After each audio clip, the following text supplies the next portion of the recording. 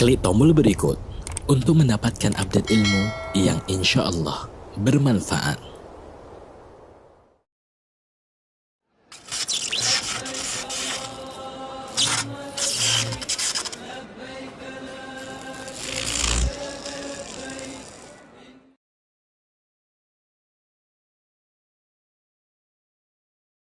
Ya Ustaz ya, yang tidak bisa kami sebutkan satu persatu jazakumullah khair.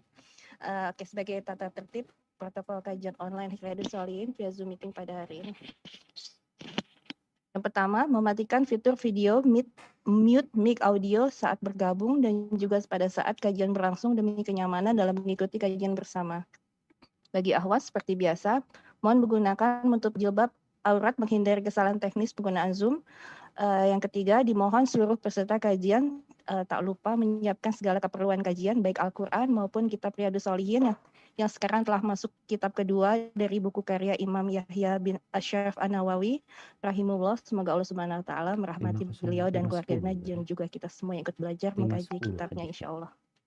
Yang terakhir, untuk sesi tanya jawab pertanyaan untuk jamaah Zoom bisa di-drop di kolom chat dengan men-share pertanyaan yang akan ditanyakan terlebih dahulu dan nanti insya Allah Ta'ala akan ditanyakan kepada Ustadz pada saat sesi tanya jawab di akhir kajian.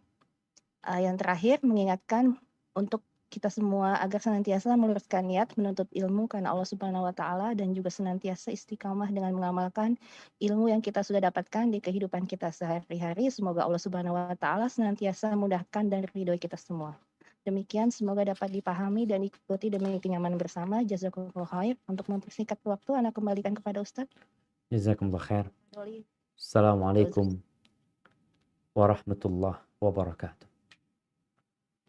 Alhamdulillah alladzi bi ni'matihi tatimmu shalihat. Segala puji bagi Allah Jalla Jalaluh yang karena nikmatnya kebaikan-kebaikan menjadi sempurna. Yang karena rahmatnya niat-niat baik hamba dapat terlaksana. Allahumma salli wa sallim وزد وبارك وأنعم على سيدنا ومولانا محمد وعلى آله وأصحابه أجمعين أما بعد. Jamaah rahimakumullah, kembali kita berjumpa untuk menjadi muslim yang lebih baik, agar kita bukan Islam-Islaman, bukan setengah Islamnya, tapi seperti yang Allah perintahkan.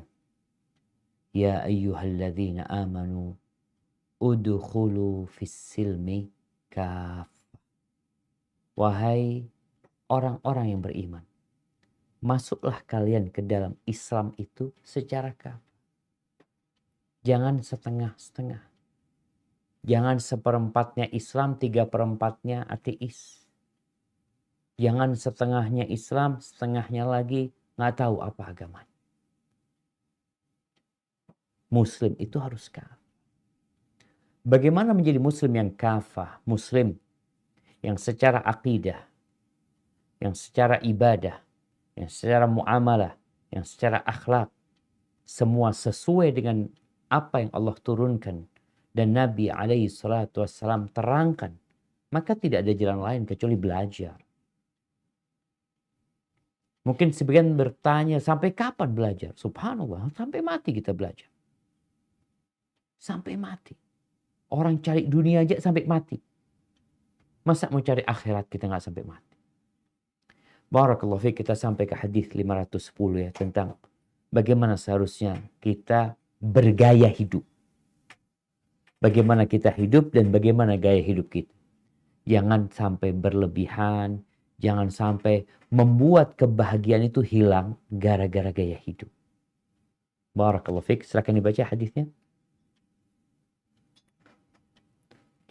Bismillah, hadis nomor 510.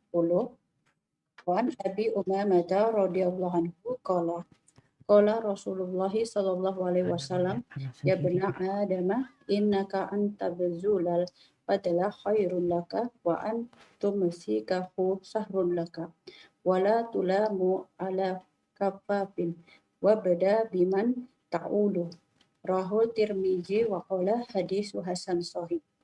Dari Abu Umamah radhiyallahu anhu, ia bercerita bahwasannya Rasulullah Shallallahu alaihi wasallam bersabda, "Hai anak Adam, sesungguhnya apabila kamu memberikan kelebihan harta, maka yang demikian itu lebih baik bagi dirimu. Dan jika kamu menahannya, maka yang demikian itu sangat buruk bagimu. Tidak tercela karena hidup secukupnya, dan mulailah dengan orang yang menjadi tanggunganmu." Hadis riwayat At-Tirmizi dan dia mengatakan hadis ini hasan sahih. Barakallahu fikum. Ahibati fillah. Abu Umamah radhiyallahu anhu meriwayatkan dari Nabi alaihi salatu wassalam bahwa Nabi mengatakan, "Ya ibna Adam, wahai anak Adam." Engkau anaknya siapa? Bukankah kita semua cucunya Nabi Adam alaihissalam? Ya. Yang merasa anaknya Adam, dengerin. Apa kata Nabi sallallahu alaihi wasallam? Innaka an tabdhulal fadl. Orang tuh punya kebutuhan. Kebutuhan sandang, pangan, papan. Dia butuh rumah. Fadl beli rumah. Punya uang, beli rumah. Kau perlu rumah, tempat tinggal. Kendaraan, silahkan beli kendaraan. Kau butuh kendaraan apa? Anda butuh kendaraan 3. Yang pertama, kendaraan buat kerja. Kendaraan buat keluarga. Ada kendaraan buat ngangkut-ngangkut. Udah, alhamdulillah cukup udah. Terus bicara makanan. Ya, kita perlu makan. Berapa sebulan? Berapa setahun? Silahkan disiapkan. Lebihnya dari itu mau dibuat apa? Mau dikemanakan lebih? Mau beli mobil lagi? Sampai 10 mobilnya. Sampai 20 mobilnya. Padahal yang kau pakai tetap 1. Maka Rasul SAW mengatakan, innaka antabdhulal fadl. Engkau itu yang lebih engkau sedekahkan, engkau bagikan. Itu lebih baik daripada engkau simpan. Disinilah ada masalah dengan para kolektor yang suka menumpuk. Kalau engkau dagang beda lagi. Orang dagang punya mobil mungkin 100 mobil. Memang dagangan dia. Dia jual beli. Tapi ini enggak. Ini hanya disimpan sama dia. Maka Rasul SAW mengatakan, kalau engkau berikan lebihnya itu lebih baik. Tapi kalau engkau simpan, itu jadi jahat buat engkau. Wala tulamu ala kafaf. Dan engkau gak akan dicela karena hidup secukupnya gitu loh. Jadi orang ketika hidup secukupnya gak akan dicela. Tidak dalam agama, tidak dalam masyarakat. Ketika manusia itu hidup ya sewajarnya. Dia perlu mobil, dia beli mobil. Mamanya dia rumah, kenapa rumahmu besar? Iya Ustaz, anak punya anak banyak. Nggak akan dicela. Tapi kalau anaknya 1 bikin rumah kamarnya 20. Buat apa tuh? Oh enggak Ustaz, jadi rumah ini sebenarnya rumah tamu, alhamdulillah. Jadi ada kebutuhan. Hiduplah secukupnya. Apa yang kau perlukan, beli. Silahkan. Yang diperlukan. Bukan apa yang kau maui. Tapi yang engkau perlukan. Yang engkau butuhkan. Laptop kadang-kala beli. Harga 50 juta. Memang butuh. Tafadhol. Tapi kalau laptop 10 juta cukup. Jangan beli 50 juta buat apa. Gitu. Ini buang-buang duit untuk hal yang tidak berguna. Namun yang jelas Nabi SAW mengajarkan kepada kita untuk pandai berbagi. Jadi kadang-kadang orang kan bingung duitnya mau dibuat apa. Engkau bagikan duitnya. Yang lebih dari kebutuhanmu itu engkau bagikan. Karena itu lebih baik. Ustaz, tapi anak perlu tabungan. Silakan. Tabungan diperlukan. Kadang-kadang orang nih punya uang anggap 1 triliun. Kebutuhanmu seberapa banyak sih? Seperti yang pernah kita sampaikan dalam beberapa kajian. Kalau setiap tahun engkau perlu duit 2 miliar. untuk biaya hidupmu. Berarti kalau umurmu 200 tahun, engkau hanya butuh ya 400 miliar. Itu kalau umurmu 200 tahun, anggap 200 tahun itu. Sisanya 600 miliar. Mau dikemanain? Mau disimpan? Akan membahayakan dirimu. Engkau akan dihisap dan engkau nggak dapat manfaat. Tapi kalau dibagikan kelebihannya itu, dapat manfaat jelasnya. Engkau hidupmu nggak kekurangan, hidupmu penuh kecukupan, bahkan masih lebih karena ada yang ditabung tuh. Dan engkau berbagi kepada orang lain. Wallahi jamaah. Nabi alaihissalatu memberikan arahan kepada kita. Wala tulamu ala kafaf. Dan engkau tidak akan dicela karena hidup secukupnya. Enggak. Yang dicela itu kalau orang punya hidupnya di bawah kepemilikan dia. Dia bisa beli mobil yang enak, yang nyaman. Tapi tetap pakai mobil yang mogok-mogokan. Engkau dicela loh. Jangan, aku mau hidup sederhana. Engkau punya. Silahkan secukupnya. Baju, dia bisa beli baju bagus tapi tetap pakai baju yang compang-camping. Duitnya banyak. Kalau duitnya dibagikan berarti engkau nggak punya. Tapi kalau engkau punya, duitnya disimpan buat apa gitu. Wabda biman ta'ul. Dan kalau mau berbagi itu, jangan lihat yang jauh-jauh. Mulailah kata Nabi alaihissalam yang menjadi tanggunganmu. Siapa tanggungan kita? Lihat sekitar kita. Setelah orang-orang yang wajib kita kasih nafkahi, sudah semuanya dapat, kita lihat lagi yang lebih lebar lagi. Kerabat-kerabat kita. Karena memang berbagi yang terbaik itu adalah kepada orang tua dan kerabat kita. Hadza wallahu a'lam bissawab. Nah. Ya, kita lanjut. Bismillahirrahmanirrahim. Hadis nomor 511. Wa an Ubaidillah ibni Mihsan al-Ansari al-Hadmi radhiyallahu anhu. Qala Rasulullah sallallahu alaihi wasallam, man asbaha minkum aminan fi sirbi mu'afan fi jasadi indahu qutu yaumi wa ka'annama hizat lahu dunya bihadzafiriha. Rawahul Tirmizi wa qala hadisu hasan. Dari Ubaidillah bin Mihsan al-Ansari al-Khatami radhiyallahu anhu, bahwa dia berkata bahwa Rasulullah sallallahu alaihi wasallam bersabda, barang siapa di antara kalian berada pada pagi hari dalam keadaan aman kepada dirinya, merasa sehat badannya dan mempunyai persediaan makanan untuk hari itu, maka seakan-akan dunia dengan segala isinya telah diberikan kepadanya. Hadis riwayat At-Tirmizi dan dia mengatakan hadis ini hasan. Subhanallah. Hibati fillah. Kadangkala kita ini membaca kalimat-kalimat hikmah, kata-kata mutiara. Tapi engkau tidak akan pernah mendapati kata-kata hikmah, kata-kata mutiara yang lebih indah dari firman Allah dan sabda Nabi alaihissalatu wassalam. Kehidupan. Yang di saat pandemi ini kita melihat banyak orang yang terdampak secara ekonomi, secara kesehatan, secara perasaan. Dan kalau kita meneliti lebih dalam, kita akan dapati apa sih sebenarnya yang dibutuhkan manusia. Rasulullah SAW menyebutkan, man asbaha minkum aminan fi sirbi. Barang siapa di antara kalian yang merasa aman di tempat tinggalnya, di rumah dia, mungkin di tenda dia merasa aman.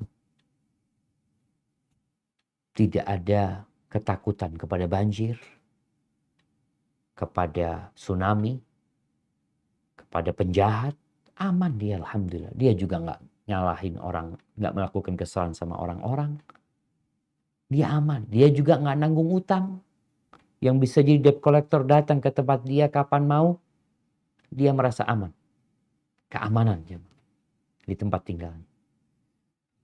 Yang kedua, mu'afan fi jasadih. Sehat badannya. Aman di tempat tinggalnya. Sehat badannya.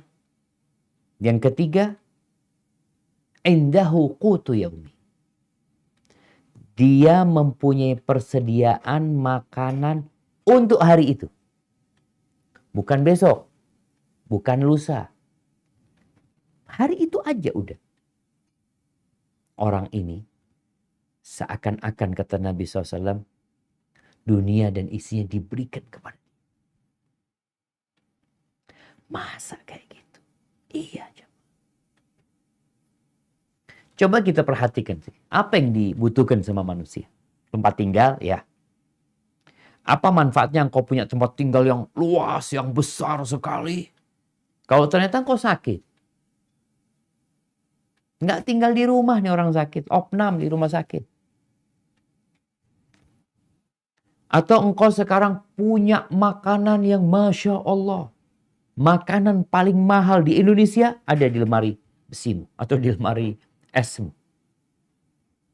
Engkau beli daging yang paling nyaman, tapi engkau sakit. Apa makanannya orang sakit? Kadang kala orang sakit itu diinfus, nggak bisa makan. Walaupun orang kaya. Walaupun dia punya restoran banyak di Indonesia. Tapi Allah kasih sakit, wallahi dia makan dari infus. Kadang kala ada yang makan dari hidungnya. Kadangkala dia ya kondisinya nggak makan dari hidung, nggak diinfus, tapi dikasih makanan pahit di mulutnya. Terus apa guna mobil mewahmu? Mogimu? Apa manfaatnya? Kalau ternyata engkau nggak bisa menikmatin gara-gara sakit. Nabi menyebutkan ini 3 hal engkau punya. Mungkin kau nggak punya mobil yang mewah, nggak punya mobil, mungkin nggak punya mobil juga. Tapi engkau punya tubuh yang sehat. Makanan hari itu. Orang makan, udahlah bismillah makan yang hari ini. Besok gimana ayah makannya? Bismillah. Besok belum tentu milik kita. Hari ini hari kita. Kalau besok kita masih ada umur, rezeki pasti tiba. Ahibati fillah. Benar-benar hadis ini mengumpulkan untuk kita semua keperluan manusia. Dunia dan isinya itu diberikan kepadamu. Oleh karena itu kadang-kala kita melihat ada orang-orang yang kaya raya, makannya dikit nggak sakit dia. Makannya 1 piring. Alas. Sedangkan pekerjanya dia, supirnya dia, tukang kebun dia, itu 1 meja makan bisa mereka habiskan. Kenapa? Rizkinya mereka beda sama rizkimu. Kadang-kala kita berpikir seakan-akan rizki kita ini lebih banyak daripada rizkinya pembantu rumah kita. Atau tukang kebun. Atau supir. Kalau dipikir-pikir dia ternyata makannya lebih banyak. Itu udang. Lobster. Bosnya makan sedikit, sisanya dia. Secara nominal uang yang kita miliki mungkin lebih banyak. Dia kita gaji. Tapi secara rizki dari sisi yang dia makan dan dia nikmatin mungkin dia lebih banyak. Maka jamaah rahimakumullah, jangan tertipu dengan kenikmatan dunia ini. Yang kau perlukan dalam kehidupan ini rasa aman. Tentunya dengan bertakwa kepada Allah. Tentunya dengan menjalankan syariat Allah. Dengan melaksanakan perintahnya, menjauhi larangannya. Soalnya kalau engkau tidak menjalankan perintah Allah, hidupmu akan penuh dengan ketakutan. Takut bangkrut, takut ini, takut sakit, semuanya ketakutan. Kemudian bicara tempat tinggal, ya seadanya lah. Yang kau butuhkan, yang kau butuhkan. Kemudian makanan, alhamdulillah. Jangan bersedih hati kalau engkau bingung besok mau makan apa. Ada saudara-saudara kita yang kerja hari ini, makan hari ini. Tapi alhamdulillah hidupnya gembira. Dan kalau kita menilik binatang-binatang yang Allah ciptakan, kebanyakan dari mereka itu seperti burung yang tidak pernah menyimpan makanan. Dia hari itu kerja, keluar, ya hari itu dia makan. Besok wallahu a'lam bishawab. Semoga kita pandai mensyukuri nikmat Allah. Karena ada orang yang hidupnya ngeluh terus. Hidupnya penuh dengan keluh kesah. Seakan-akan dia itu sudah jatuh tertimpa tangga. Kalau ditanya, engkau di rumah ya apa aman? Alhamdulillah Ustaz aman. Taib. Ada yang bisa dimakan hari itu, alhamdulillah. Tapi besok nggak tahu. Iya, sehat. Udah cukup. Syukur yang ada. La in syakartum la azidannakum. Kalau kalian bersyukur, pasti aku tambah, kata Allah Azza wa Jalla. Itu caranya hidup ini. Jadi bukan sibuk membebankan diri dengan gaya hidup, lupa dengan kebutuhan hidup. Barakallahu fiik. Nah, tafadhal dilanjutkan. Hadis nomor 512. Bismillahirrahmanirrahim. Wa an Abdullah bin Amri وعن عبد الله بن عمرو بن العاص رضي الله عنهما أن رسول الله صلى الله عليه وسلم قال قد أفلح من أسلم وكان رزقه كفافا وقنعه الله بما آتاه رواه مسلم. Dari Abdullah bin Amr bin Al-As radhiyallahu anhuma bahwasanya Rasulullah sallallahu alaihi wasallam bersabda, sungguh beruntung orang yang telah memeluk Islam serta rezekinya sekedar mencukupi kebutuhan pokoknya. Dan Allah Azza wa Jalla pun membuatnya ridho terhadap apa yang dia karuniakan kepadanya. Hadis riwayat Muslim. Barakallahu fikum. Ini Nabi alaihissalatu wassalam menjelaskan siapa sih orang yang beruntung. Ini orang beruntung. Beruntung di dunia, beruntung di akhirat. Kebutuhan dia di dunia terpenuhi, dan keselamatan dia di akhirat terjamin. Itu orang beruntung. Kayak apa orang kayak gitu sih? Berarti orang kaya raya tuh. Enggak ternyata. Kalau yang beruntung itu orang kaya, kita kan kadang-kadang kalau ngelihat fulan ya kayak Allah hidupnya beruntung dia. Istrinya cantik, aduh beruntung ya. Anak-anaknya sukses-sukses, oh beruntung dia. Keberuntungan itu adalah tercapainya yang diinginkan di dunia dan selamat di akhirat. Kalau yang di dunia ternyata nggak tercapai, capek buat dia. Karena dia terus terobsesi, terus berambisi. Nggak beruntung dia. Orang lain bisa tidur, dia nggak bisa tidur. Gara-gara berburu sesuatu yang memang akan terus meninggalkan dia. Terus gimana? Di sini Nabi alaihissalatu wasallam menyebutkan. Siapa orang yang beruntung itu? Yang pertama, man aslam. Kriteria pertama dia itu Islam. Jadi kalau orang kafir udah gak beruntung. Tapi kalau engkau muslim, alhamdulillah. Syukuri nikmat Islam. Karena awal keberuntungan telah engkau dapat. Dan jangan dianggap remeh nikmat Islam ini. Bagaimana Abu Thalib hidup bersama Nabi, membelai Nabi, tapi nggak masuk Islam. Bagaimana dengan Abu Lahab, pamannya Nabi SAW, juga nggak masuk Islam. Maka nggak sembarangan Allah memberikan karunia ini. Kriteria pertama orang beruntung adalah masuk Islam. Yang kedua, wa kana rizquhu kafafan. Rizkinya itu mencukupi dia dan menghalangi dia. Mencukupi dia, mencukupi kebutuhan hidup dia dan menghalangi dia dari minta-minta sama orang. Udah alhamdulillah. Rizkinya ini cukup buat keluarganya dan tidak membuat dia minta-minta. Karena ada orang, ya kesian ya, dia mungkin kerja cukup buat makan, tapi buat bayar sekolah anaknya gak cukup. Ada yang kayak gitu. Tapi ini orang gak. Secara finansial dia gak kaya, cukup.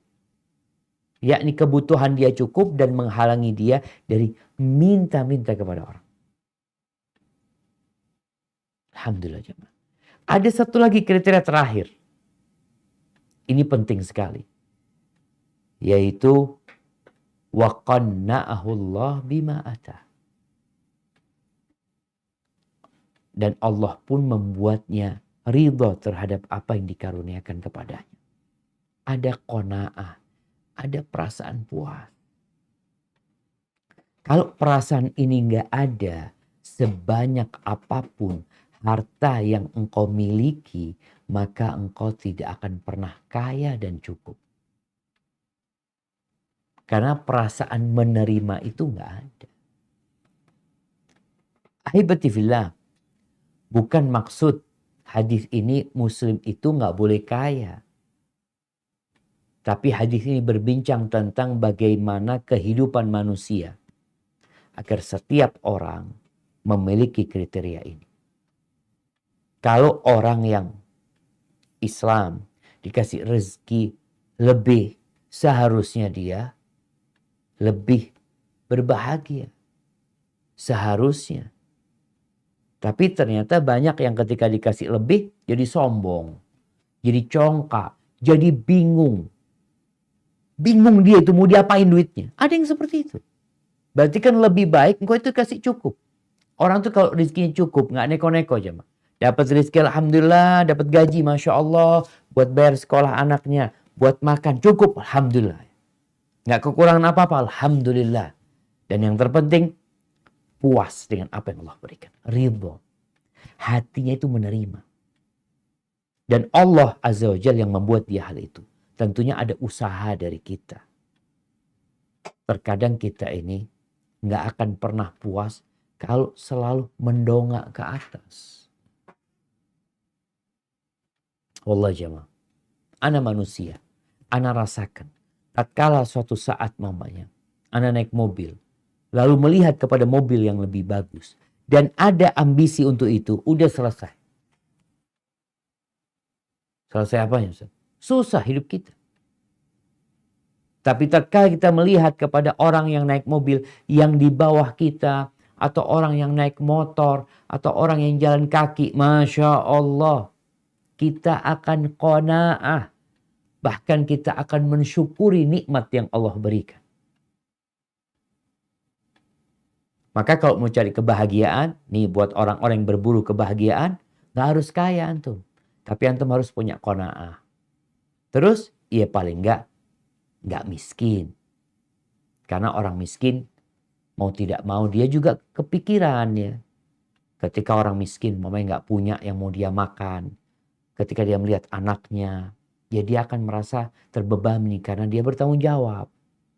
Kadangkala ibadah dia juga mungkin nggak bisa fokus. Mau ikut kajian gimana Ustaz mau ikut kajian Ustaz?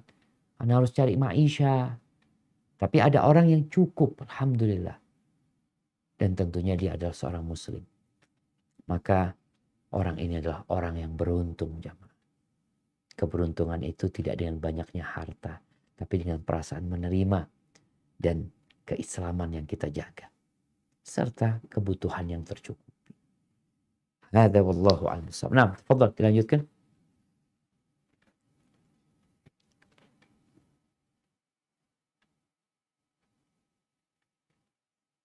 Hadis nomor 513.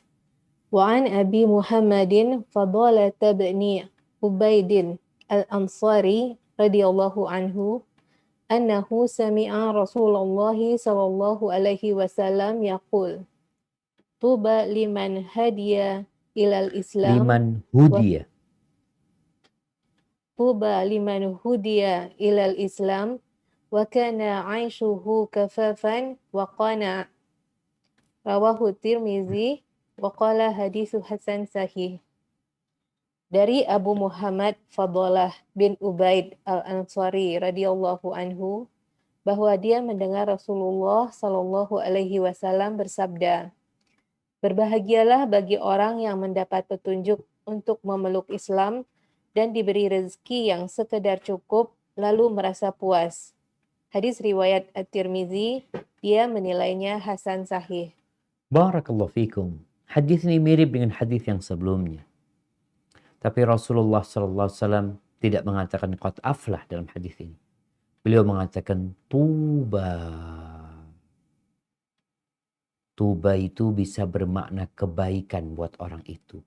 Kebahagiaan buat orang itu. Dan dalam hadis lain disebutkan tuba itu syajaratun fil jannah. Ada pohon besar di surga. Buat siapa? Dia berbahagia di dunia, selamat di akhirat dari api neraka. Untuk yang memiliki 3 kriteria tadi. Yang pertama, hudiya ilal Islam. Dikasih hidayah masuk Islam. Ingat, innad dina indallahil Islam. Sesungguhnya agama yang diridhai Allah itu Islam.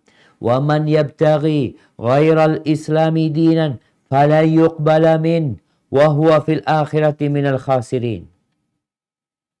Barang siapa yang mencari agama selain Islam, nggak akan diterima. Maka ini syarat pertama. Kunci surga dan kunci kebahagiaan itu, kuncinya adalah la ilaha illallah. Dan itu syarat masuk Islam. Kemudian orang ini, wa kana aishuhu kafafan. Hidupnya sekedar cukup. Kalau dikatakan hidupnya sekedar cukup, ya alhamdulillah. Yang dia perlukan, dia bisa beli. Kebutuhan makan keluarganya, alhamdulillah terpenuhi. Nggak sampai lebih-lebih, nggak sampai dibuang-buang, tapi cukup, alhamdulillah. Ada orang yang kelebihan sampai dibuang-buang. Tapi ada orang di rumahnya nggak pernah buang makanan.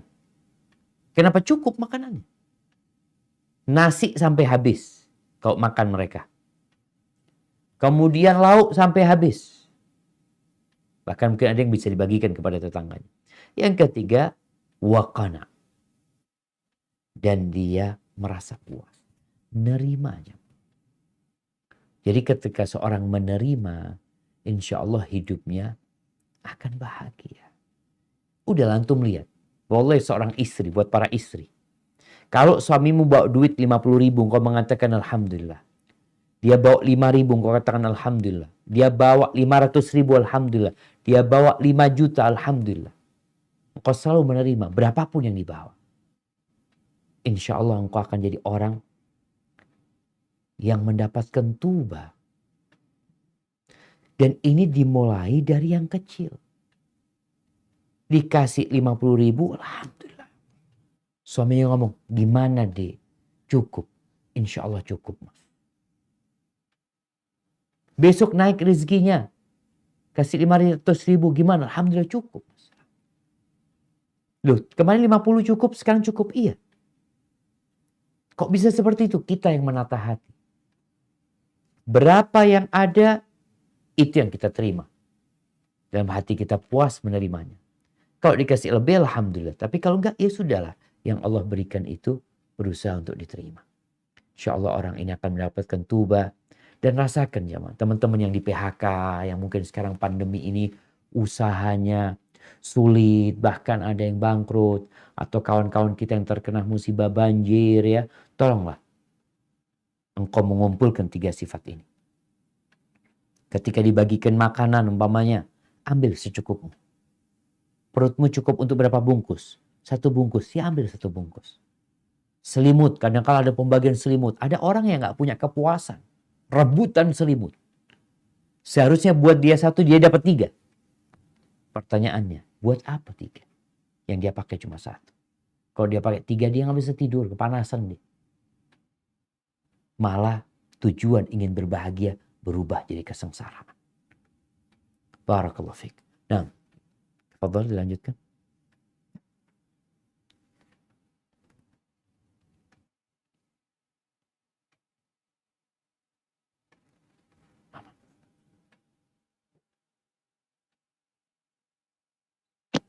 Bismillahirrahmanirrahim. Hadis nomor 514. Wa an ibni Abbasin radhiyallahu anhuma qala kana Rasulullah sallallahu alaihi wasallam yabitul layalil mutatabi'ata tawiyan wa ahluhu la yajiduna asya' wa kana aksaru khubzihim khubzan sya'ir. Rawahu Tirmizi wa qala hadisun hasan sahih. Dari Abu Abbas radhiyallahu anhuma, dia bercerita, Rasulullah Shallallahu alaihi wasallam pernah bermalam beberapa malam secara berturut-turut dalam keadaan lapar. Sementara keluarganya tidak memiliki persediaan untuk makan malam. Sungguh, kebanyakan roti mereka adalah roti gandum. Hadis riwayat At-Tirmizi, dan dia menilai bahwa derajat hadis tersebut adalah hasan sahih. Barakallahu fikum. Hadza nabiyuna Muhammadun sallallahu alaihi wasallam. Kepada seluruh manusia yang ada di muka bumi. Ana mau kasih tahu kepada antum. Nabinya umat Islam yang bernama Muhammad alaihi salatu wassalam adalah orang yang paling baik. Beliau ketika hidup mengajak umat manusia untuk jadi baik. Dan beliau bukan memanfaatkan sehingga memperkaya dirinya. Sama sekali tidak. Seperti ini disebutkan oleh sepupu Nabi alaihissalam. Bagaimana kehidupan Nabi Muhammad alaihissalam. Yang belum kenal, ketahuilah bahwa beliau alaihissalam kadangkala dalam beberapa malam yang bersambung, beliau dan keluarganya itu gak makan malam. Gak ada memang yang mau dimakan. Kalau sekarang orang gak makan malam, orang kaya gak makan malam sebagian sekarang. Kenapa? Diet. Ini karena memang gak ada makanan. Akhirnya mereka tidur dalam kondisi lapar. Terus kebanyakan makanannya apa? Allahu Akbar. Khubz syair. Roti gandum. Bukan gandum yang halus. Bukan. Subhanallah. Tadi pagi kalau nggak salah. Apa tadi malam Anda ngobrol sama istri. Tentang roti. Dia ngomong, bang, makan Nabi SAW itu kan dulu kan roti, bang. Iya, no. Tapi bukan kayak roti kita yang empuk, ya Masya Allah. Yang pakai mentega masaknya, pakai telur lagi. Ini udah roti sama air. Tepung sama air. Mungkin sama vermipan yang penting ngembang. Kalau sekarang orang enggak. Kasih gula ya. Dikasih mentega, ada kasih minyak samin. Kemudian dikasih berbagai macam supaya dia jadi lembut. Sedangkan yang dimakan Nabi SAW. Kalaupun ada, kalau ada. Itu roti kasar. Kalaupun ada. Tapi lebih sering. Beliau di malam hari itu. Tidur dalam kondisi kosong. Dan alhamdulillah. Beliau hidup. Keluarganya hidup. Dan beliau mengajarkan kepada kita untuk banyak berpuasa sebenarnya jamaah. Maka mengingatkan kita akan masuk bulan Sya'ban. Bulan di mana Rasulullah SAW banyak puasa. Mulailah kita berpuasa sunnah. Bagaimana Rasulullah SAW memperbanyak puasa karena nggak ada makanan di rumah. Tapi kita berpuasa karena mengikuti Nabi Muhammad SAW yang menganjurkan untuk banyak berpuasa di bulan diangkatnya amal perbuatan. Barakallahu fiikum. Nah, saya akan lanjutkan.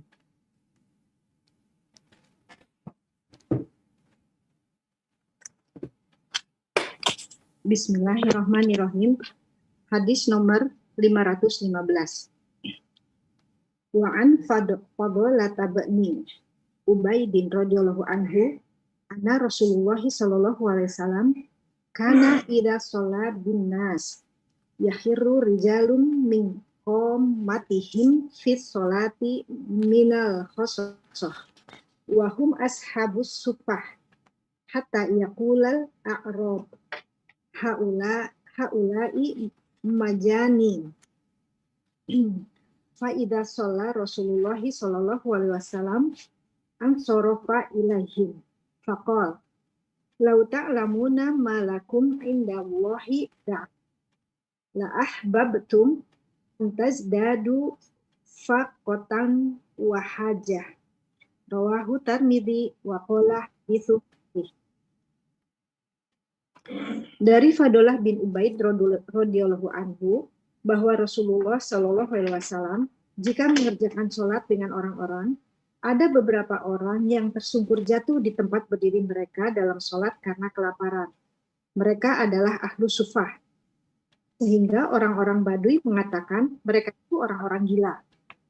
Setelah Rasulullah Shallallahu alaihi wasallam selesai mengerjakan sholat, beliau menghadap mereka seraya berkata, seandainya kalian mengetahui pahala yang ada di sisi Allah Ta'ala, niscaya kalian menyukai hidup lebih miskin dan susah. Diriwayatkan oleh At-Tirmidzi dan dia mengatakan bahwa hadis itu sahih. Barakallahu fikum. Kalau di hadis sebelumnya tentang Rasulullah SAW, di hadis sesudahnya ini tentang para sahabat Nabi, Ashabus Suffah. Ashabus Suffah adalah sahabat-sahabat muhajirin yang meninggalkan negeri mereka, yang mereka datang ke kota Madinah, mereka nggak punya tempat tinggal, mereka nggak punya pekerjaan, mereka nggak punya usaha. Kenapa? Mereka baru datang di kota Madinah. Yang tentunya lapangan pekerjaan itu nggak semua terbuka. Kadangkala mereka bekerja, ada yang mengembala kambing. Sampai cerita Ashabus Suffah ini, mereka bukan orang-orang yang malas ya. Beda orang yang malas dengan orang yang tidak ada pekerjaan. Pengangguran, ada orang nganggur, urusan dunia nganggur, anak cari pekerjaan nggak ada. Ya udah ngapain? Ya anak ibadah. Anak belajar, anak ngaji. Jadi nggak ada istilah nganggur. Kalaupun urusan dunia belum dapat pekerjaan, dia tahu kerjaan akhirat ini terbuka bagi semua manusia. Nggak perlu daftar, nggak perlu ngelamar untuk cari pekerjaan akhirat.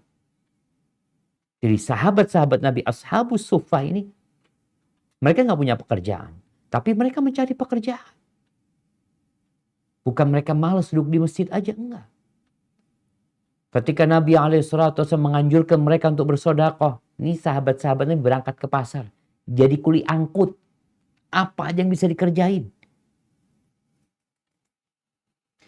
Cuma kondisi ekonomi sedang surut. Ya pekerjaan nggak ada. Mereka kadangkala tadi, sebagai mereka waktu sholat, waktu berdiri, nggak kuat cepat jatuh. Nggak bisa tegak badannya itu karena kondisi lapar. Makanya orang kalau makan itu tujuannya adalah untuk menegakkan punggungnya. Nih sahabat karena kelaparan, ya dia tersungkur jatuh. Nggak tahan dia berdiri. Sedangkan berdiri rukun sholat. Tapi karena nggak mampu ya sudah dia sholatnya duduk.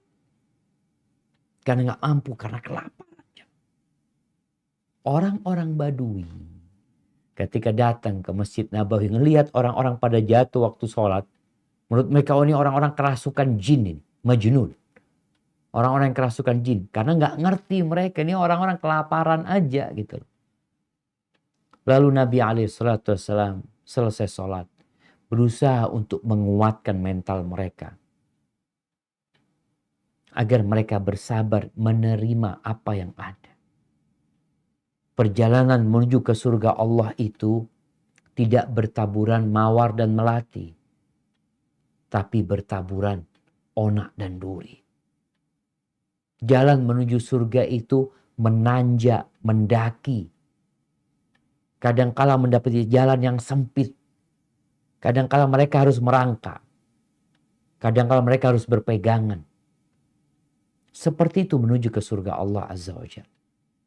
Sehingga selesai sholat, Rasulullah SAW mengatakan kepada mereka, "Lau ta'lamuna ma lakum 'indallahi ta'ala." Kalau kalian mengetahui apa yang Allah persiapkan untuk dari kalian di sisi Allah Azza wa Jal, la ahbabtum an tazdadu faqatan wa haja. Niscaya kalian akan menyukai hidup lebih miskin, lebih susah lagi. Artinya hidup di dunia ini hanya sebentar. Semua ujian yang dilewati oleh hamba, nggak ada yang sia-sia. Oleh karena itu Nabi SAW mengatakan, yawaddu ahlul afiyati yaumal qiyamah. Orang yang hidupnya senang di dunia ini, kelak pada hari kiamat tatkala melihat pahala balasan yang Allah berikan kepada orang-orang yang hidupnya penuh dengan cobaan, penuh dengan bala, apa yang mereka inginkan? Mereka ingin kulit mereka itu digunting-gunting karena melihat pahala mereka. Nabi SAW memotivasi para sahabat untuk bersabar gitu. Sabar. Dan buat teman-teman yang hijrah, contohnya Ashabus Suffah. Kadangkala kawan-kawan yang hijrah, yang awalnya dia punya mobil, yang awalnya kerja di tempat yang nyaman, tapi dosa, kemudian dia keluar, resign dari sana, dia mulai usaha, gagal lagi. Dikucilkan oleh masyarakat. Nih sahabat Nabi, mau makan aja nggak ada. Rumah nggak punya. Sandang, pangan, papan, madhi. Tidur di masjid. Sedangkan engkau kadang-kala resign nggak dari nol. Masih punya ini, masih punya ini, masih punya itu. Alhamdulillah. Bersyukurlah kepada Allah. Dan ketahuilah, jalan menuju surga perlu perjuangan. Tapi setelah itu, seperti yang kita bahas di hadis-hadis sebelumnya, Allah berikan keluasan rizki. Jadi ada fase yang harus dilewati. Ada tahapan yang harus kita jalani. Sampai kapan? Ya kita nggak tahu. Jalanin dengan hati yang selalu optimis. Berbaik sangka sama Allah Azza wa Jalla. Barakallahu fikum. Nah, silakan lanjutkan.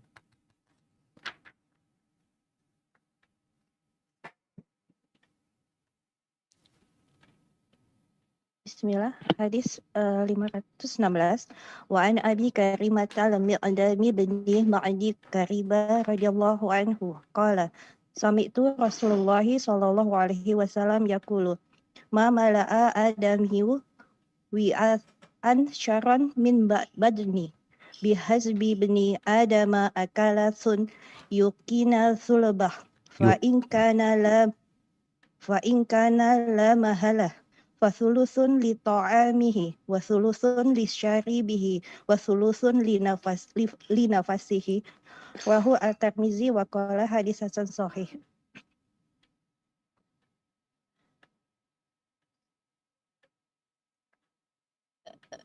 Dari Abu Karimah al-Miqdam bin Ma'di Karib radhiyallahu anhu.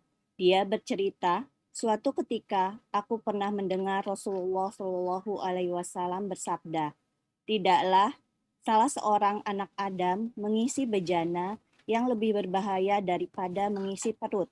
Cukuplah untuk anak Adam itu, manusia, beberapa suap makanan yang bisa menegakkan tulang punggungnya. Jika dia tidak bisa melakukannya, maka hendaklah sepertiga dari perutnya dipergunakan untuk makanan, sepertiga lagi untuk minuman, serta sepertiga lainnya untuk nafasnya. Hadis riwayat At-Tirmizi dan dia mengatakan hadis hasan. Masya Allah. Kayaknya hadis ini perlu ditaruh di warung makan. Di tempat-tempat kuliner tuh. Bikin ya. Agar orang, tapi gimana Ustaz, restorannya nanti nggak banyak untungnya kalau orang makannya dikit-dikit semuanya. Khususnya untuk restoran-restoran yang kadang-kala ada warung bebas ya, orang makan semau mereka. Nabi kita alaihissalam mendapatkan wahyu dari Allah. Beliau tidak berbicara dari hawa nafsunya. Maka kalau kita lihat pendidikan Islam itu, bukan hanya memperhatikan masalah rohani. Pendidikan Islam itu bertujuan bagaimana akidah orang ini benar. Bagaimana ibadah orang ini baik. bagaimana ilmu orang ini berkembang dan bagaimana tubuh orang ini sehat. Maka kita akan mendapatin Al-Quranul Karim, hadis-hadis Nabi SAW peduli dengan yang namanya kesehatan. Islam itu peduli dengan fisik, tapi lebih peduli dengan rohani. Namun kalau bicara fisik, diajarkan gimana cara makan yang baik.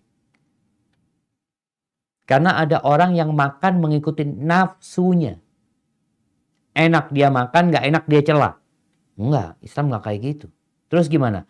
Nabi menyebutkan. Ma mala'a adamiyun wi'aan syarran min batn. Tidak ada wadah yang lebih buruk yang dipenuhi sama manusia lebih dari perutnya sendiri.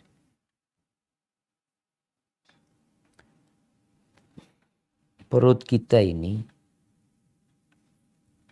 ada kapasitasnya.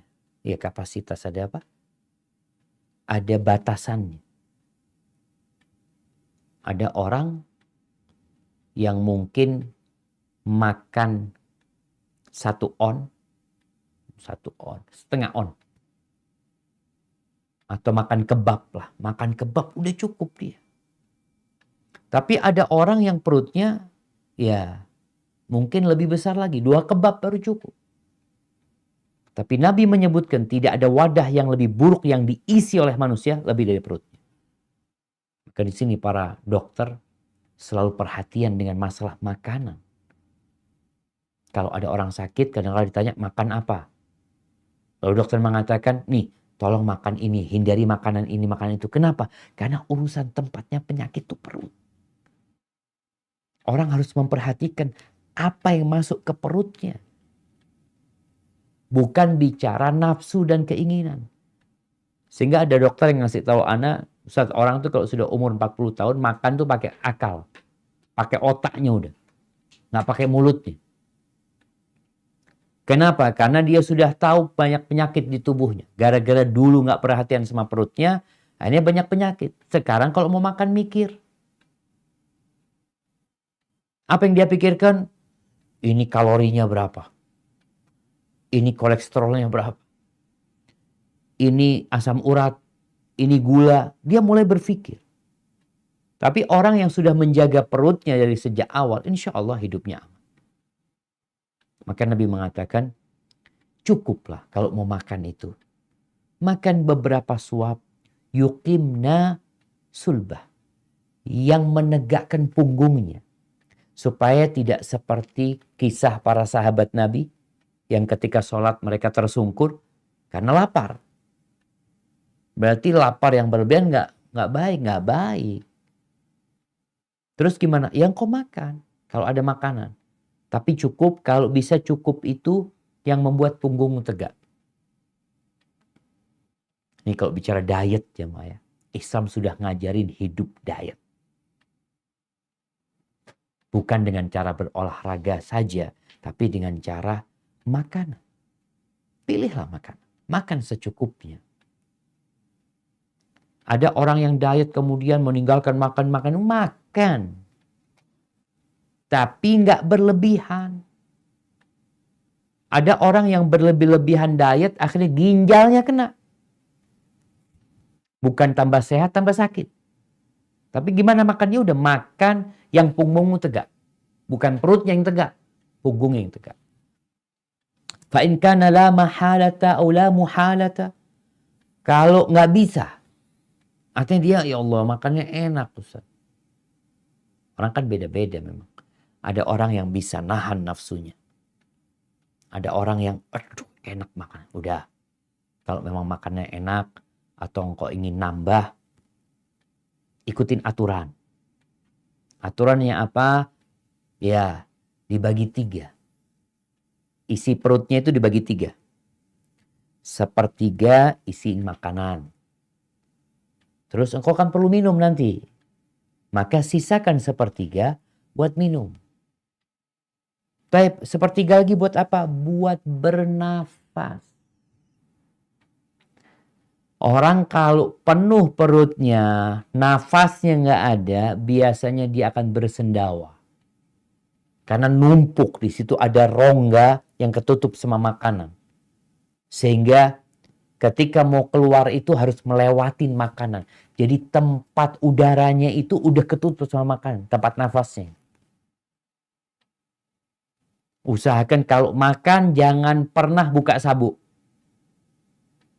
Orang ini, jadi dia bukan menegakkan punggungnya, tapi menegakkan perutnya. Jadi makan karena mau makan lagi, dia kendorin sabuknya. Akhirnya perutnya melar. Seharusnya dia merasa udah cukup, udah penuh sebenarnya, udah penuh. Masih ditambahin lagi.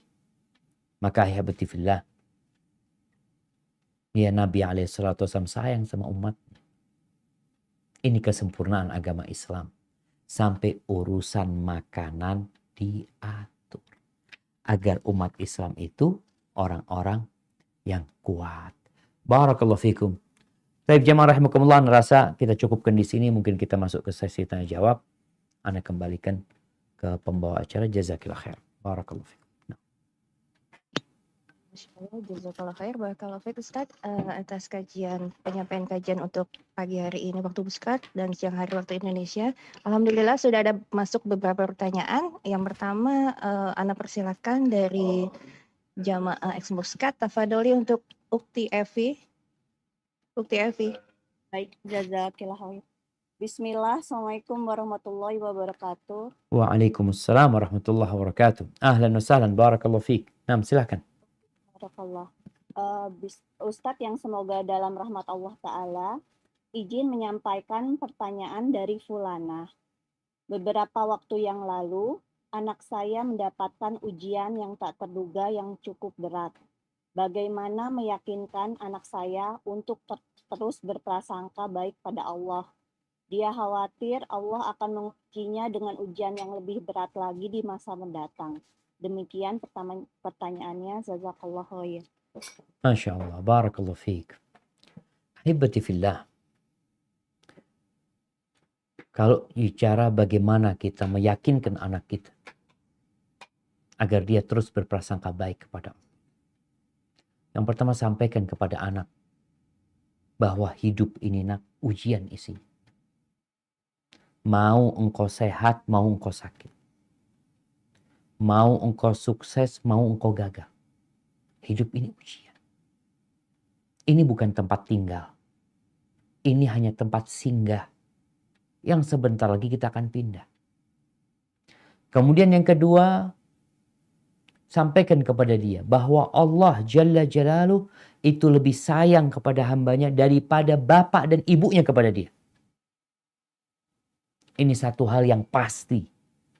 Allah itu Ar-Rahmanir Rahim. Kalau kita ngelihat rahmat kasih sayang yang ada di dunia ini. Kasih sayang yang dirasakan oleh manusia, oleh bayi dari orang tuanya, yang dirasakan oleh binatang-binatang dari ibunda mereka. Itu hanya satu rahmat Allah yang Allah berikan di dunia. Masih ada 99 rahmat yang Allah sisakan. Jadi sampaikan Allah itu lebih sayang kepada kita daripada orang tua kita kepada kita. Yang ketiga, yakinkan kepada dia bahwa Allah la yukallifullah nafsan illa wus'aha. Allah tidak akan memberikan beban kepada hambanya lewat dari kemampuan dia. Nggak mungkin. Maka tumbuhkan optimisme diri anak. Berarti engkau mampu loh nak. Dan terbukti engkau mampu melewati ujian itu. Kalau nanti ada ujian yang lebih berat, ya kita minta kepada Allah keselamatan. Tapi ketika datang, yakin aku mampu untuk melewatinya. Tapi kan kita nggak boleh minta bala. Namun kita tumbuhkan keyakinan, kalaupun ada bala yang menimpa kita, itu pasti kita mampu melewatinya. Udah ada ukurannya, Allah itu tahu dengan kondisi kita. Kemudian yang keempat, ketahuilah bahwa di balik cobaan itu, di balik petaka dan musibah itu sebenarnya ada rahmat Allah. Orang-orang yang sakit kalau dia muslim, itu dihapuskan dosanya. Diangkat derajatnya. Dikasih pahala yang banyak. Bukankah jadi karunia?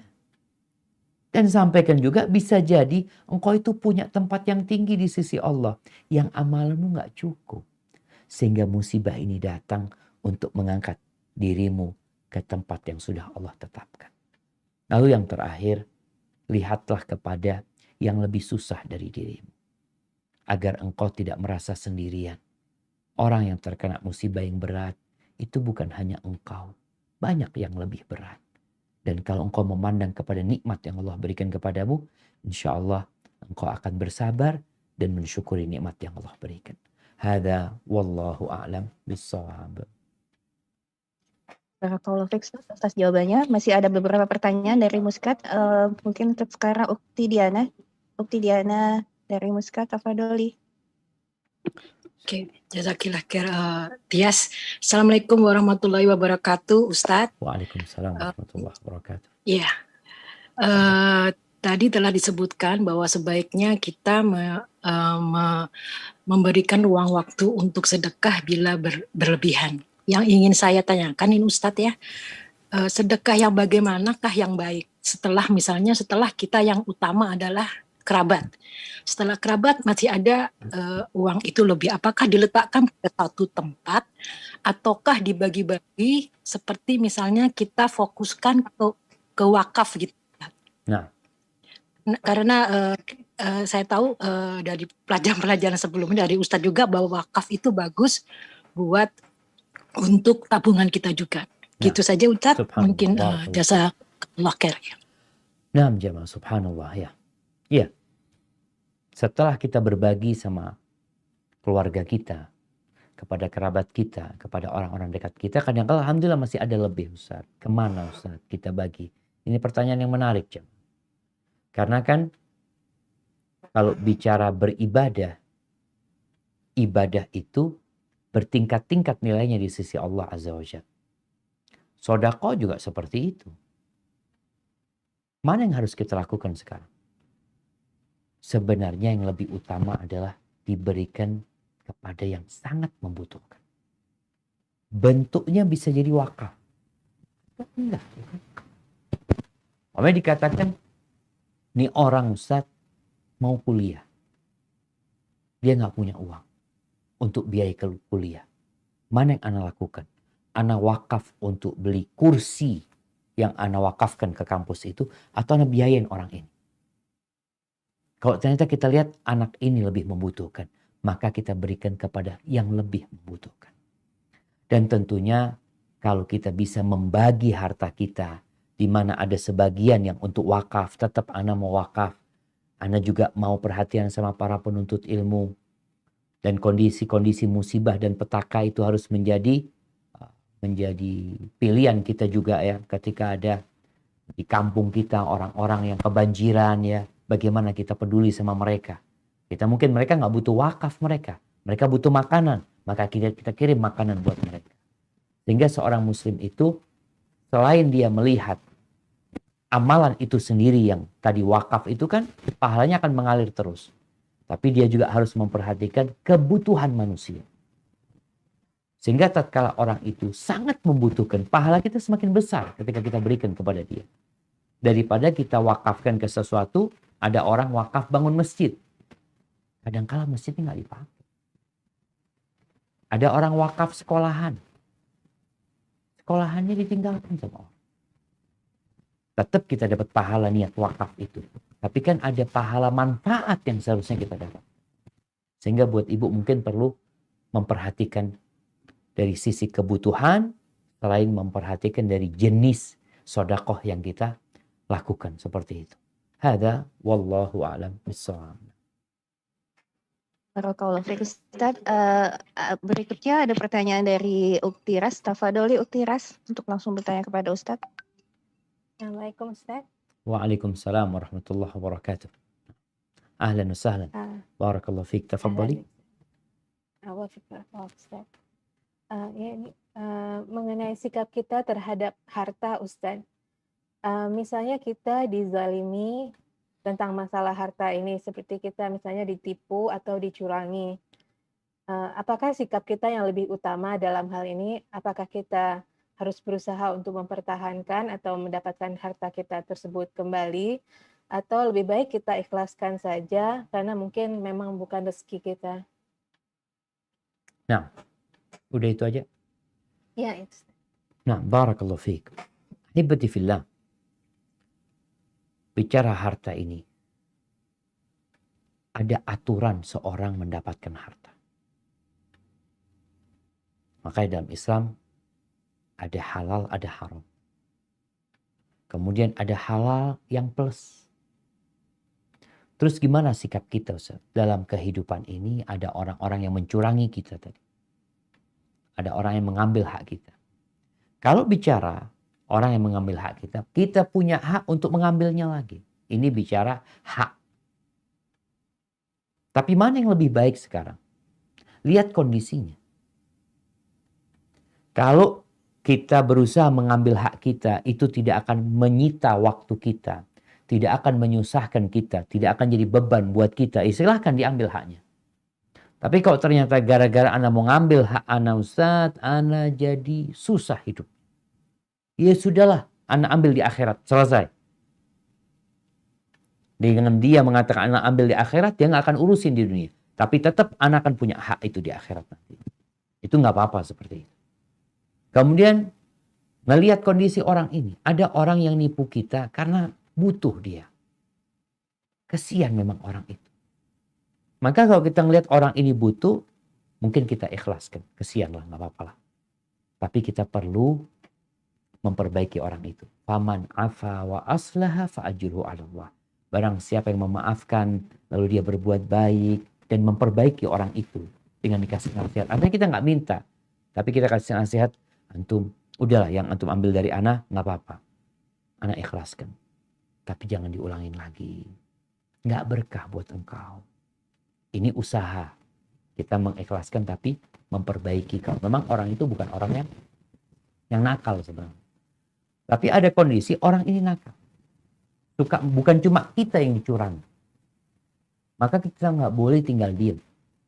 Bisa jadi kita harus kasih informasi kepada kawan-kawan yang lainnya. Ini termasuk ghibah yang diperbolehkan. Untuk mewanti-wanti, memperingatkan supaya nggak ada lagi yang tertipu.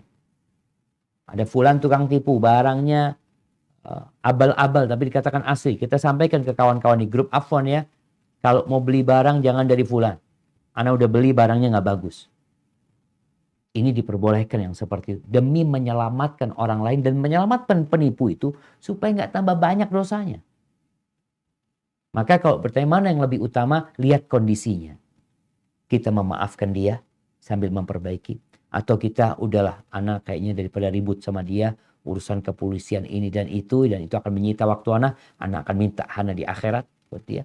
Yang ketiga, kalau orang itu membahayakan orang lain, supaya tidak ada korban lagi, maka kita perlu memperingatkan kawan-kawan kita, jangan bermuamalah sama fulan. Dan ahibati fillah, Rasulullah SAW mengatakan, man qutila duna malihi fahuwa syahid. Barang siapa yang terbunuh dalam rangka mempertahankan harta dia termasuk orang mati syahid. Hadza wallahu a'lam. Barakallahu fiik Ustaz. Berikutnya ada pertanyaan dari jamaah Zoom. Ukti Tanti, tafadholi Ukti Tanti. Bismillah.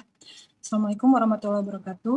Waalaikumsalam warahmatullahi wabarakatuh. Nah, tafadholi. Barakallahu fiik. Barakallahu fiik Pak Ustaz. Wa fiik wa barak. Ustaz, alhamdulillah terkadang kami sering dapat kiriman makanan yang berlimpah-limpah. Dan jika kita makan, kemungkinan kita tuh hanya sanggup menghabiskan sedikit. Dan selebihnya ya kita coba bagi-bagi gitu ya. Tapi kadang kami kan juga ingin menghargai kepada yang berniat memberikan. Dengan niat nantinya mau kami makan juga gitu. Tapi kadang beberapa makanan akhirnya tersisa dan akhirnya banyak untuk dikonsumsi lagi. Apakah hal ini termasuk dihukumi mubazir atau menghambur-hamburkan makanan, sedangkan kami sebenarnya tidak ada niat untuk berlebih-lebihan dalam makanan. Itu Pak Ustadz. Nah, subhanallah jamaah. Iya, barakallahu fiik. Hibati fillah. Ada kondisi yang kita nggak bisa memilih. Anda merasakan sendiri. Kadang kalau Anda dikasih makan nasi kotakan, Anda kan nggak bisa milih. Nasi kotakan tuh porsinya kan umum orang. Bahkan porsinya kadang-kadang dilebihkan. Sedangkan orang-orang yang makannya dikit, dia makan dikit akan ada yang dibuang. Maka tatkala memang tidak bisa memilih, maka dia memilih untuk menyelamatkan tubuhnya. Seperti yang Nabi SAW sebutkan tadi. Tidak ada wadah yang lebih buruk yang dipenuhi manusia, yang diisi sama manusia lebih daripada perutnya. Dia memilih jangan dipenuhin perutnya. Kalau bisa memang makanannya disisihkan terlebih dahulu. Ini kalau tadi modelnya nasi kotakan, sisihkan dahulu sehingga orang lain bisa ngambil. Atau sebelum makan, Anda lihat kawan-kawan, Masya Allah. Fadol nih, sebelum Anda makan, Anda nggak akan habis. Antum yang mau apa di sini? Fadol. Ini demi supaya kita nggak masuk tadi mubadzir. Atau masuk israf. Jadi bedanya tabdzir sama israf ini berlebih-lebihan. Tapi tabdzir itu membelanjakan harta dalam kemaksiatan itu mubadzir. Tapi ini berlebih-lebihan. Baik, kembali kepada pertanyaan tadi. Apa yang harus kita lakukan saat kita dikasih makanan? Kita rencana mau makan. Kalau memang rencana mau makan kan alhamdulillah. Berarti nggak sengaja kalau sampai makanan itu tidak dimakan. Anda sendiri sering menegur istri. Anda sampaikan. Ya, kadang-kala banyak orang kirim makanan. Anda sampaikan kepada istri ketika sampai lihat mana yang bisa dimakan sama kita. Mana yang nggak mungkin. Atau anak-anak nggak mau. Keluarin. Dipisahkan udah. Jangan kemudian dimasukkan ke kulkas semuanya. Nanti kejadiannya sampai nggak layak dimakan. Maka kita lebih baik dari awal itu. Tadi kalau bicara menghormatin yang ngasih. Rencana menghormatin gara-gara makan itu basi. Kita nggak menghormatin akhirnya. Makanan itu dibuang. Maka nasihat ana ketika datang itu makanan dari kawan kita, kiriman makanan. Engkau lihat sudah. Mana yang bisa dimakan. Mana yang mau dimakan. Kalau ada anak-anak coba lihat anak-anak mana yang mau. Ini selesai sudah ya. Yang ini dibagikan. Itu menghormatin yang beri. Walhamdulillah kayak kita. Alhamdulillah kita ini. Di Indonesia ini teman-teman di Oman ya. Apalagi kita ada kampus STDI. Itu kalau ada makanan berlebih Masya Allah. Kita bawa ke masjid. Habis Isya biasanya. Taruh di pos satpam atau taruh di depan masjid. Nggak sampai 2 menit ya Mak. Nggak sampai 5 menit ya. Kalau kan 2 menit terlalu cepat. Itu sudah habis ya. Karena ada orang-orang yang membutuhkan. Dan itu yang terjadi di masa Nabi SAW. Para sahabat itu. Kalau punya makanan lebih. Mereka bawa ke Masjid Nabawi. Digantung di tempatnya Ashabus Suffah. Kalau kurma mungkin awet. Tapi ada makanan lain yang mungkin nggak awet. Itu langsung habis seperti itu. Maka nasihat ana. Berusahalah. Untuk tadi. Sebelum makanan itu masuk ke kulkas. Dilihat mana yang akan kita makan. Dan mana yang kita nggak mungkin mampu makan. Dan insya Allah tetap kita menghargai yang ngasih. Kemudian nasihat yang terakhir nih. Usahakan kita ini. Ya memelihara sesuatu. Memelihara ayam kayak atau apa. Sehingga kadang-kala ada orang masak. Pakai rice cooker. Kadang-kala nasinya kering. Kadang-kala nasinya basah. Nggak layak dimakan. Nggak kita buang ke sampah. Tapi ada ciptaan Allah yang menikmati. Hada wallahu a'lam. Barakallahu fiik Ustaz. Ini ada pertanyaan lagi dari jamaah Zoom yang kadarullah sedang mengalami musibah. Untuk Ukti Olim Yayu Zuraidi dari Bandung. Tafadholi untuk mau bertanya langsung kepada Ustaz. Ukti Olim. Tafadholi. Ya, bismillah. Assalamualaikum warahmatullahi wabarakatuh Ustaz. Waalaikumsalam warahmatullahi wabarakatuh. Ahlan wa sahlan. Barakallahu fiik. Ustaz ini mau bertanya. Bagaimana caranya Ana ini sebagai anak ini biar bisa selalu bisa memotivasi ibu Ana yang sekarang sedang sakit. Ustaz. Sakit apa itu? Sudah sakit stroke hampir 3 tahun ini Ustaz. Kebetulan ini ibu Ana ini sekarang juga sedang nonton Ustaz ini sama-sama ini.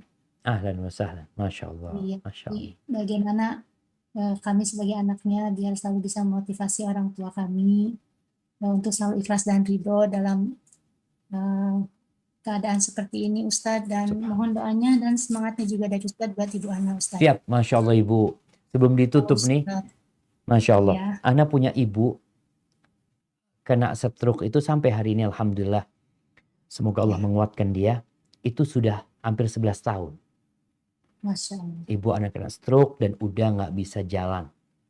Ibu Ana pakai kursi roda. Bahkan kalau naik mobil itu Ana harus gendong. Ana harus gendong Ibu Ana. Tapi yang jelas, Ibu kalau dilihat Ibu baru 3 tahun. Ibu Ana udah 11 tahun. Dan bagaimana sekarang supaya Ibu bisa sabar? Yang pertama, musibah ini tanda cinta Allah sama Ibu. Tanda cinta. Gimana? Allah kirim surat cinta kepada hambanya, lalu hambanya menolak. Seharusnya hamba itu berlapang dada mengatakan, ya Allah, ini akan menghapuskan dosaku, mengangkat derajatku. Sampai kata Nabi SAW, wala yazalul bala'u bimri'in. Ada orang yang Allah kasih bala, kasih penyakit, yang penyakit itu sampai mati. Orang itu keluar dari muka bumi ini gak punya dosa. Bersih dari dosa. Jadi insya Allah apa yang terjadi semoga dapat mengangkat derajat ibu dan yang semangat. Jangan pernah minta mati.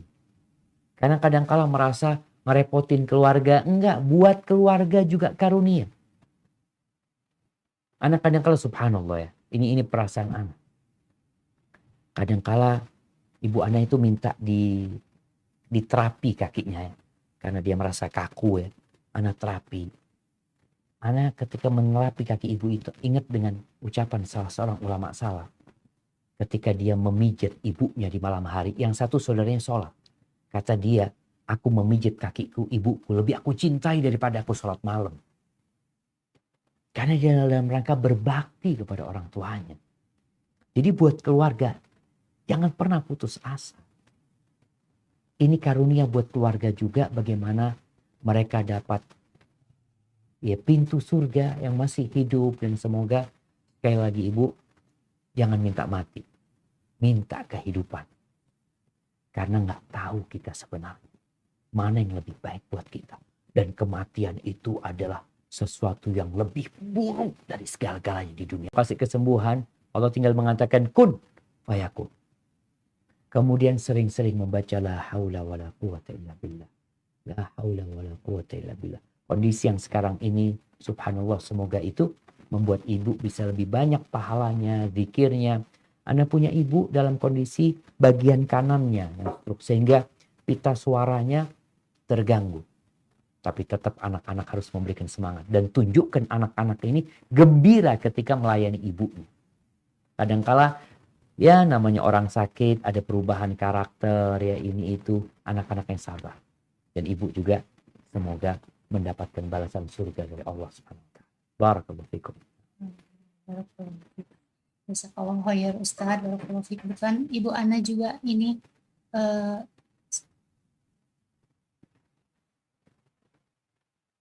Nah, tafadhali.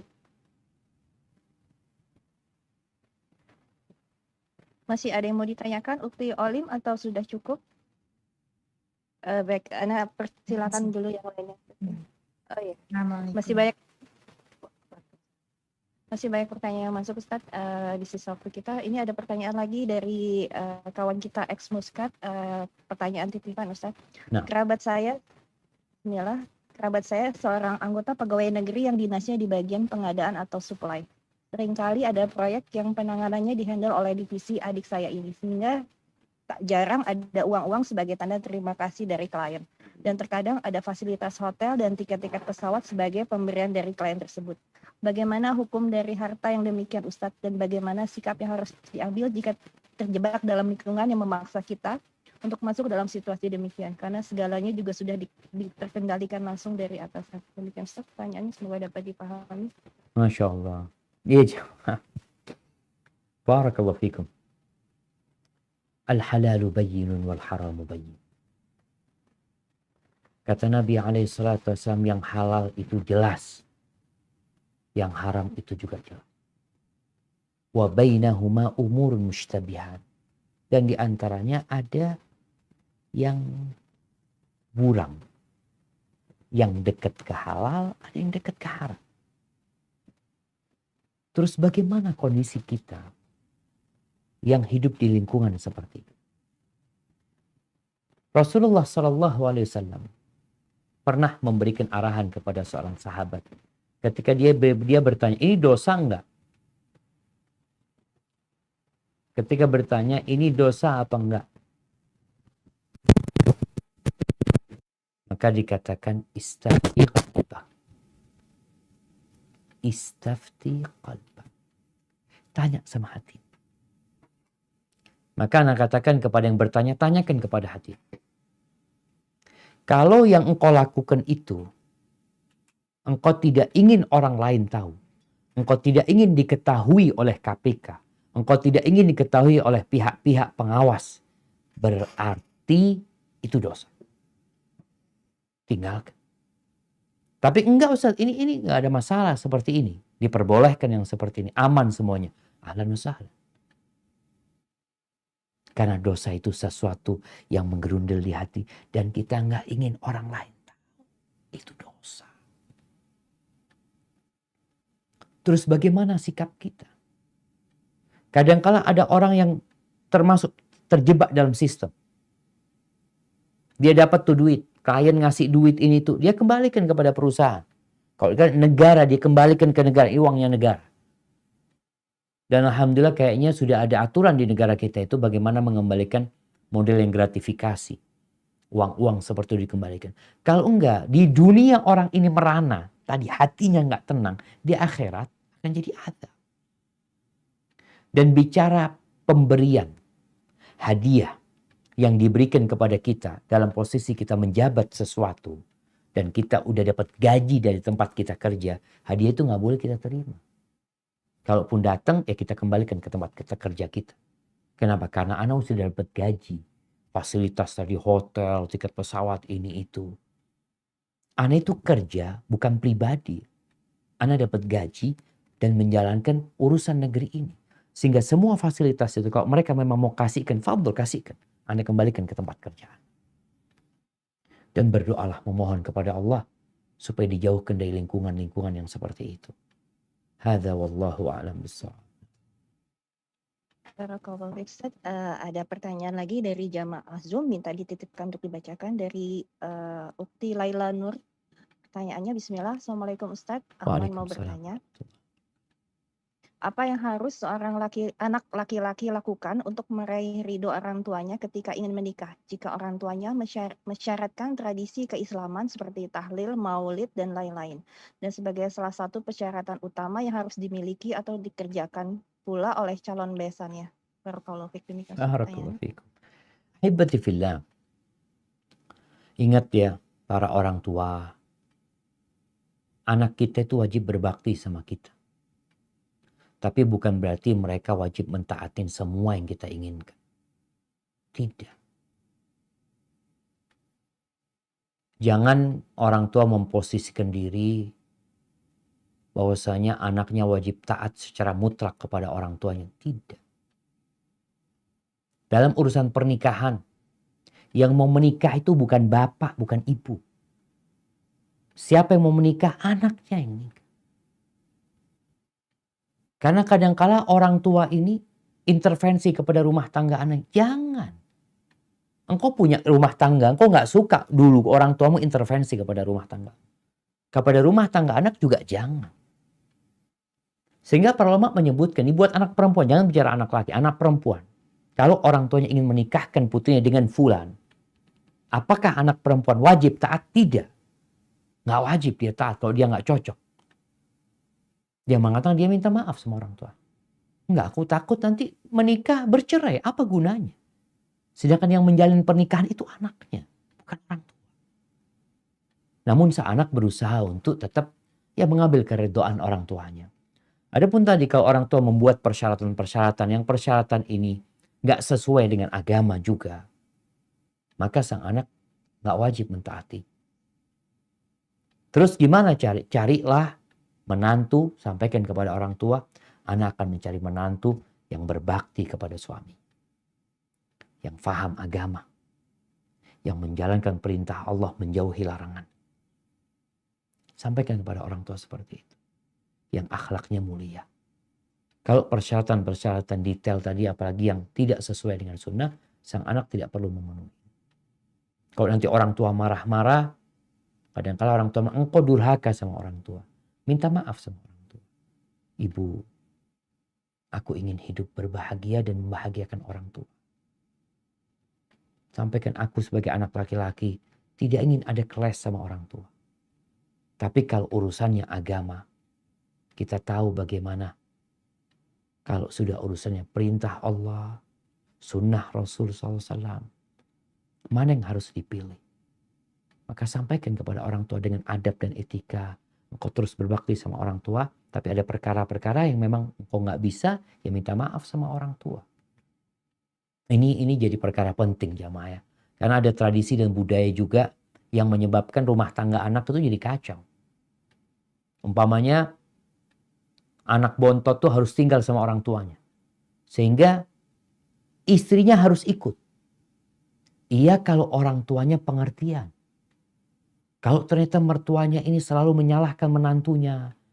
Kadang-kadang ada iri sama menantunya. Akhirnya rusak rumah tangga anaknya. Oh itu istrimu kayak gini kayak gitu. Istri itu punya hak tempat tinggal. Dijamin dalam agama kita.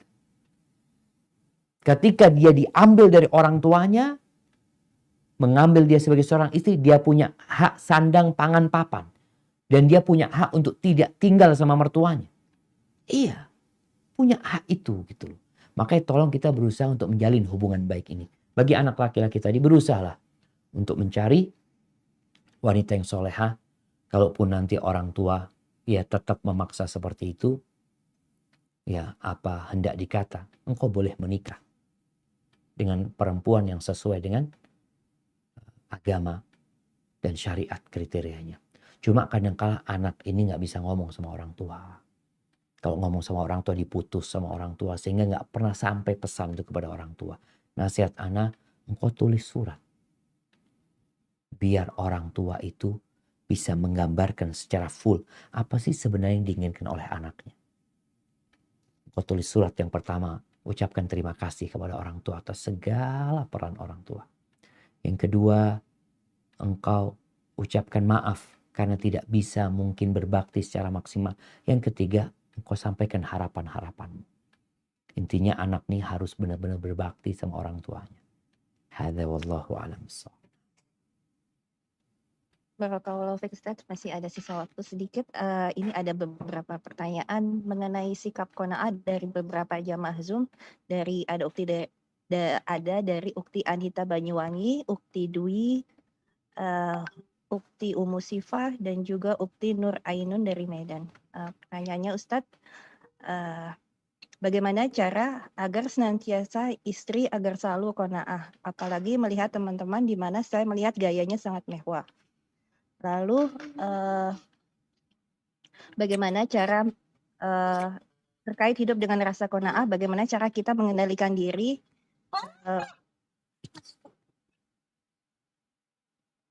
agar hati tetap belajar menjadi orang yang merasa cukup atau merasa bersyukur, Ustaz.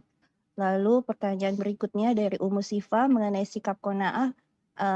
Jika istri menerima berapapun yang diberikan suami dengan ikhlas, namun dia mengupayakan sendiri untuk kebutuhan pribadi dan anak-anaknya tanpa suami tahu, apakah istri tersebut berarti belum qanaah?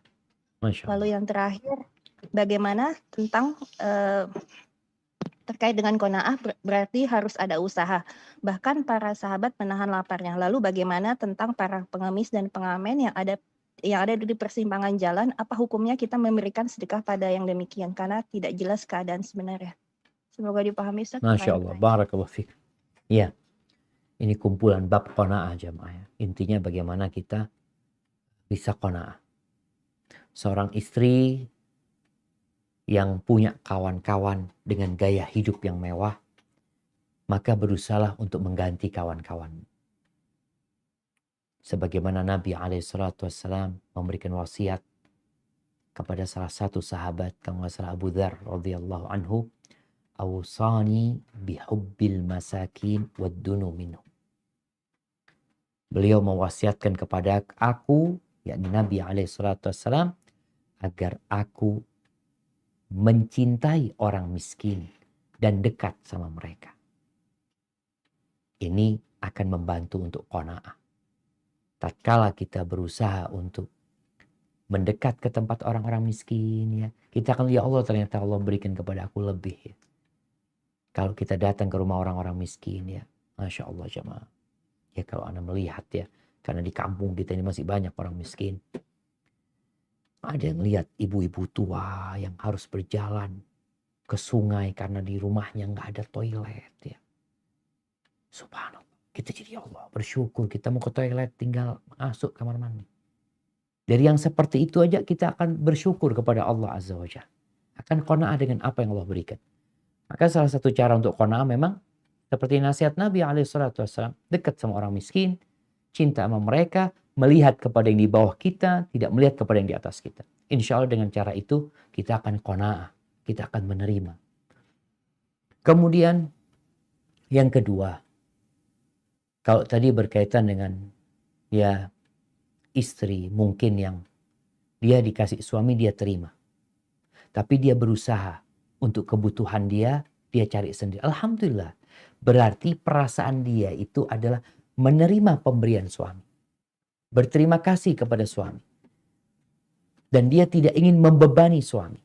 Tapi alhamdulillah dia bisa berusaha, dia bisa bekerja. Yang itu untuk kebutuhan juga sebenarnya. Berarti sebenarnya nggak cukup. Artinya pemberian suami nggak cukup. Tapi dia terima. Dia cukupkan. Untuk menambahi yang kurang itu, dia gunakan cara bekerja sendiri umpamanya. Bukankah bicara kafaf? Qad aflaha man aslama wa ruziqa kafafan. Dikasih rizki yang cukup. Kalau tadi kan nggak cukup dia. Pemberian suami nggak cukup. Tapi dia terima alhamdulillah. Maka untuk mencukupinya, dia mencari yang lainnya. Insya Allah nggak ada masalah dengan cara seperti itu. Dia tetap qanaah. Yang penting orang itu tidak melihat kepada yang di atasnya. Dia berusaha untuk menata hatinya, menerima kondisi yang ada. Terus apalagi jamaah? Nah. Yang terakhir Ustaz. Nah. Yang untuk para pengemis-pengamen yang ada di persimpangan jalan. Baik jamaah. Ini jadi pertanyaan terakhir ya. Barakallahu fikum. Ya bagaimana dengan kondisi pengamen-pengamen yang di jalanan jamaah? Pengemis yang di jalan. Allah Azza wa Jalla mengatakan, "Wa fi amwalihim haqqun ma'lum lis-sa'ili wal mahrum." Di harta kita itu ada hak yang sudah diketahui, yang sudah ditetapkan. Buat siapa? Buat orang yang minta-minta dan buat orang miskin yang tidak minta-minta. Terus berarti orang-orang yang ada di jalanan itu berhak Ustaz. Tergantung kondisinya. Kalau memang dia orang miskin dan dia perlu, oh itu jadi boleh kita kasih. Tapi kalau ternyata mereka itu adalah orang-orang yang berprofesi sebagai pengemis, jangan dikasih. Karena kita akhirnya melestarikan mereka, kita nggak bantu saudara kita. Kalau orang-orang di lampu merah itu berhenti ngasih, pengemis akan hilang. Dia akan bekerja. Karena terus terang ada satu tempat lampu merah, bukan cuma di sini, di mana-mana ya. Tuh orang udah 5 tahun memang kayak gitu kerjanya. Jadi udah 5 tahun kerja di sana, dari pagi sampai sore, itu profesi. Tapi kalau ada orang yang memang dalam kondisi miskin, kondisi dia jatuh ya, dia habis di PHK, kemudian dia cari pekerjaan nggak ada. Dia mau minta-minta. Halal buat dia, kita bantu dia. Nggak minta-minta pun kita bantu dia. Jadi untuk memberi pengamen atau pengemis, ana rasa yang pertama pemerintah kita melarang, yang kedua kondisi mereka adalah orang-orang yang berprofesi sebagai peminta-minta, bukan orang yang sedang butuh sehingga kita membantu mereka. Hadza wallahu a'lam bishawab. Mungkin itu yang bisa kita kaji pada kesempatan kali ini. Kurang lebihnya mohon maaf. Semoga Allah memberikan rizki kepada kita yang namanya qanaah. Dan memberikan rizki kepada kita yang cukup. Dan kalaupun ada yang lebih, jangan ditahan. Berikan kepada orang-orang yang membutuhkan. Sampai berjumpa kembali. Semoga senantiasa dalam lindungan ilahi. Wassalamualaikum warahmatullahi wabarakatuh.